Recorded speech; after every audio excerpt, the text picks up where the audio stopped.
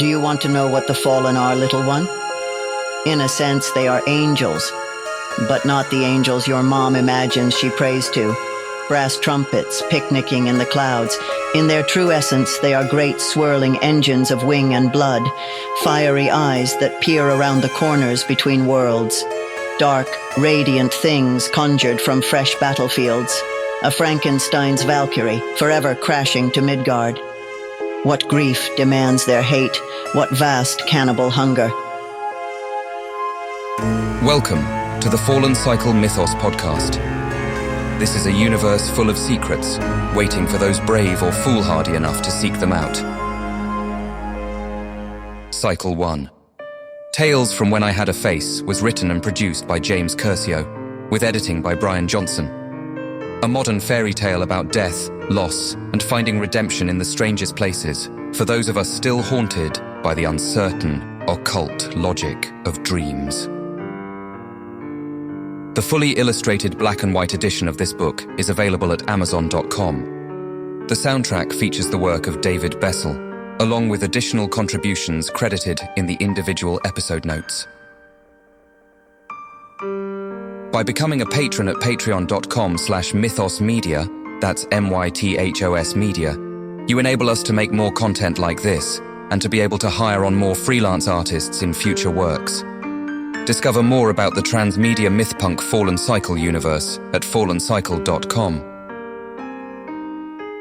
This podcast contains adult themes and may induce psychosis. And now, this week's episode. Season 4, Episode 2. A brief intermission. Crime scene tape was drawn across the alley between several storefronts, a bodega, a video rental, a laundromat, by the officers that were called into the scene. Now the group of them had taken on a sort of methodical casualness. Detective Trevino, with some difficulty, pulled a journal from the frozen hand of the corpse. The snow was still falling, and the man's blood had already frozen, congealed like jelly. Trevino held up the journal with a grumble. Much of it was a mess of melted snow, but he brought it closer and flicked on his mag light. The cover was marbled, white and black, with Nyssa written on it in Sharpie. He lit a cigarette and pulled apart the pages, curiosity overcoming the rote impulse to bag and tag it. "Hey, Trevino," one of the officers said as he started to read. "Think that book will be useful?" "Could be, or total gibberish," Trevino said, frowning and squinting at the scrawl inside. "Nyssa may not even be a person. Could be fan fiction. Who knows?" "It's an odd name anyway," the officer said. Trevino grunted, shutting the book suddenly.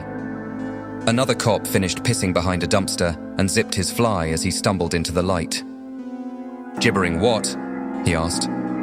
"Never mind," Trevino said. "You can look it up later. Consider it your vocab word for the day." Then, hold on. He listened as a dispatch came over the scanner. "Looks like 2 murders last night," he said, dropping the journal into a clear plastic bag. "And a full moon too," another cop said as he flipped the body over. He sucked in a gasp before it escaped. The Vic's throat had been torn out. That was an understatement. It was like a melon baller the size of a grapefruit had carved straight through him. "Maybe it was a werewolf," Trevino said flatly, looking up at the moon. It was crisp and clear in the cold and loomed unnaturally large. He turned around and looked down at the body. "Ah, hell," he grumbled. "That's..." One of the officers scowled dimly. "Say, you don't think it really was a werewolf, do you?" Trevino shook his head, feeling both a little amused and a little nauseous. He was supposed to trust this guy with his life. Jesus, Craig. You know werewolves aren't real, right?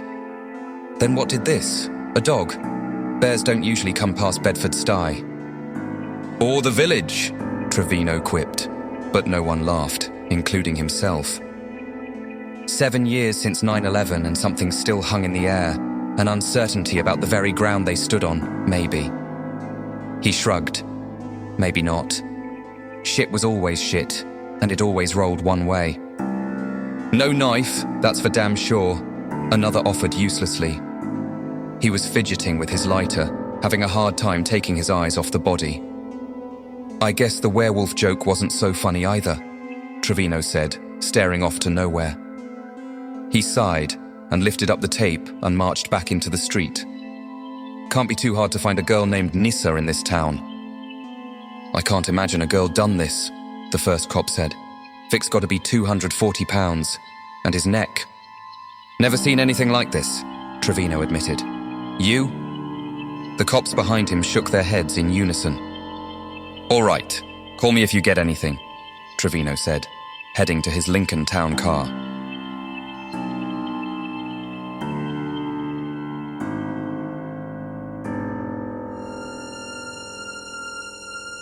That's all for this week's episode. Stay up to date with upcoming episodes by subscribing at fallencycle.podbean.com or wherever you prefer to listen to your podcasts. Check out the work of the contributing musicians. Those links and additional information is available in the text provided along with this episode. This audio edition was produced by James Kershaw, along with text-to-speech synthesis. A statement on the use of LLMs is available on our website for those curious about how we do and don't use these technologies. This podcast is Creative Commons 3.0, Attribution, Share and Share alike, non-commercial use.